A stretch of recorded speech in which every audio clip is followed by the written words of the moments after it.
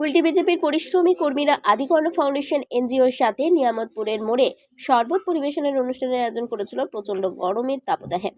তীব্র গরম দেখে আদিকর্ণ ফাউন্ডেশন এনজিওর চেয়ারপারসন সন্তোষ কুমার ভার্মা এই শরবত পরিবেশনের অনুষ্ঠানে আয়োজন করেন। মিস্টার ভার্মা বলেন, আজ আমার জন্মদিন, সমাজের প্রতি আমাদের সবার দায়িত্ব আছে। প্রচণ্ড গরমে নিয়ামতপুরের পথচারী সহ সাধারণ মানুষদের সেবা করে আমার জন্মদিন অতিবাহিত করেছি ধর্মের চরম লক্ষ্যে।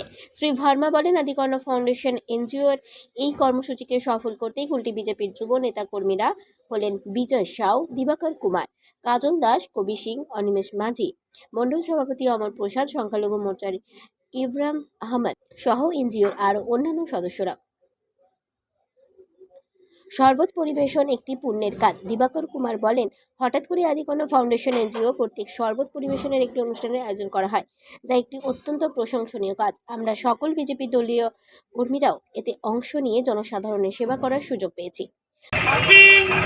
एक बार फिर से बोलिएगा तो आज का जो कार्यक्रम का बारे में, आज का जो कार्यक्रम हुआ फिर से एक बार बोलिए तो।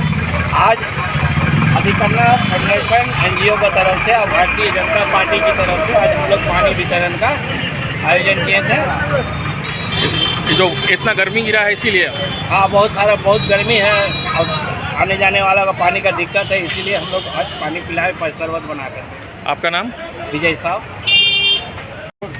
यहाँ आज कौन सा कार्यक्रम हुआ? आज यहाँ पर आदिकर्ण शरबत पिलाया गया लोगों को। अच्छा, हम लोग सुबह 11 बजे से लेकर अब तक शरबत पिलाया गया। अच्छा रिस्पॉन्स मिला, कार्यक्रम भी अच्छा था, लोग ने सराहना की। क्या नाम हुआ आपका? सुभाष पिलाने वाला। কুলটি থেকে বান্টি খানের রিপোর্ট, 99 নিউজ বাংলা।